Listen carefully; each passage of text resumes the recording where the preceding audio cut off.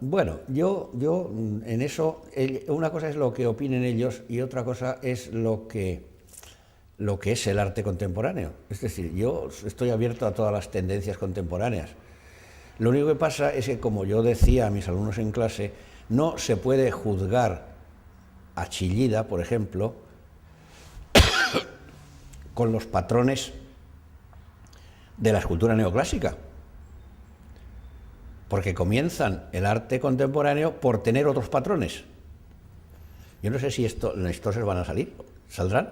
No, ya lo que eso lo borras. Es que... por si quiere un poquito de agua y... No, es que no quiero yo tengo la garganta caliente y no quiero beber, pero me voy a tomar un caramelito.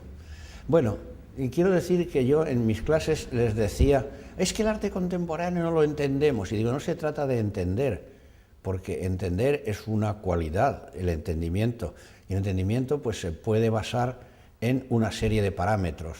A que si yo te digo que estas dos líneas se cruzan en una que se llama la línea del horizonte, dices, sí, efectivamente, ahí hay una figurita porque está trazada con unos métodos. Pero si yo te digo ahora que busques un miró, la línea del horizonte, vas a decir, no la encuentro. ¿Y entonces qué ocurre?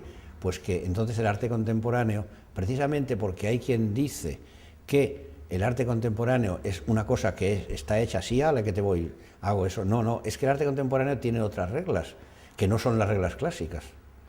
Entonces yo, por ejemplo, y ellos también, aceptan el arte contemporáneo, naturalmente que sí, porque es arte. Lo que pasa es que no encaja dentro de sus parámetros.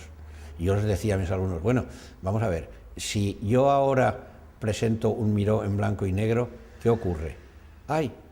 Digo, claro, le falta un elemento que es el color, pero si yo ahora te digo que busques la perspectiva en Leonardo, me dice, sí, ya la encuentro, aquí están las figuras más pequeñitas, pues están más lejos. Digo, pues todo eso es un recurso, igual que la composición es otro recurso. No vas a buscar composición en un escultor contemporáneo, no, porque el escultor contemporáneo, el pintor contemporáneo, el grabador contemporáneo ha dicho, hasta aquí llega el clasicismo y a partir de aquí hago yo. Ahí dice, no, es que no saben hacerlo, no. Otros dicen, no, es que esto lo hago yo, no.